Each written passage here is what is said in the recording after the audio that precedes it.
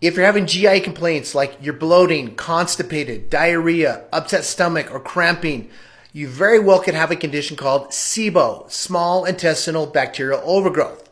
So let's talk about it. I'm Dr. Darren Scott, and I've helped people for over 20 years get their life back. SIBO is when the bad bacteria overgrow in your small intestine and basically take over the house. And the byproduct of this bacteria is gas. And this is why you're partially getting the bloating and constipation, because that gas slows down the movement of your waste through your intestinal tract.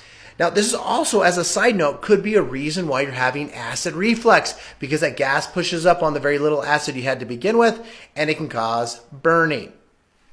So how do you get SIBO? Well, part of it is the way we eat. We just eat a lot of foods that promote this overgrowth. Now, antibiotic use can do it, and another big contributor is PPIs, proton pump inhibitors, or antacids like Prilosec and Nexium. And what happens is it lowers the pH, and the bad bacteria can live at a lower pH, but the good ones can't. So again, it just kind of takes over and overgrows.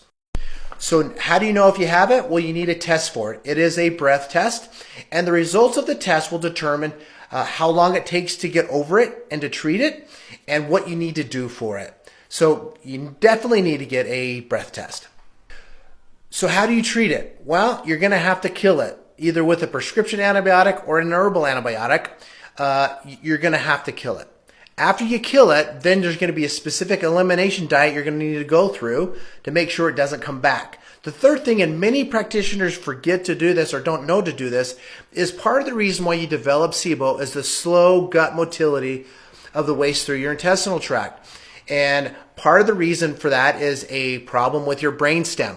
And we actually have our patients and the people we work with go through some neurological exercises, so that'll actually help neurologically stimulate the gut motility. If you've done that, then you can start working on some pre and probiotics, probably some digestive enzymes. And again, we can't stress enough, we need to get to the root cause of this, right? If you're sitting there having these symptoms, there's a good chance you have it. About 40 to 50% of our patients do have this.